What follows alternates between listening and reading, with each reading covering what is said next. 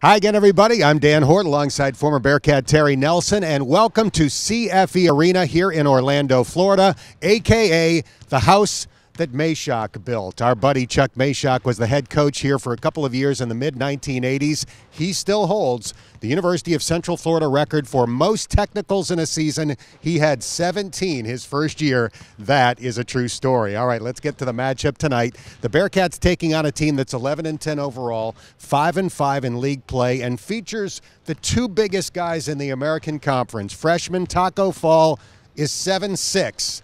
Justin McBride is 6'10", listed at 325 pounds. He might be 50 pounds heavier than that. Yeah. He is a huge man. You were a big man in college basketball. How much does that get into your head going into a game like this? Well, you're playing a guy, first of all, that can grab the rim and dunk without actually jumping, and another guy that can literally pick the floor up if he wants to move you out of the paint. I mean, so this is a big thing to try to move around. Playing against these guys, you have to use your tact. You got to be quick. You got to use your hands to try to deflect the ball away from them. You can't play behind them. You sort of got to push them away from the basket. You don't want to get isolated to the point where they're throwing lobs and they're dunking all the time, so it's a tough matchup. The Bearcats looking to bounce back from Saturday's loss at Memphis. Cincinnati got off to a terrible start in that game and trailed by 15 points at halftime. They are obviously looking to avoid that tonight. But beyond that, you think it's imperative for Cincinnati to get off to a good start tonight?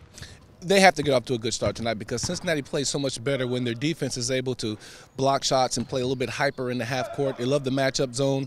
They just have to make sure that what they're doing is enough to get ahead early, because we're playing a Central Florida team that of their last 6 losses, of their 10 losses, their last 6 losses, 5 of those 6 they've lost at double figures, which means that once they get out to a deficit, they don't have the firepower to come back because their bigs are a little bit big and slow. They don't have the ability to pound the ball down low and get easy transition baskets off of the miss. So once you get out to a comfortable 10-point lead, they start firing up shots that they're not comfortable with, and it bodes well for the Bearcats. All right, tonight's game starts at 7. You can watch it on ESPN News. You can listen on 700 WLW. Our pregame coverage will start at 6:30. And don't forget, full postgame coverage right here on Bearcats TV.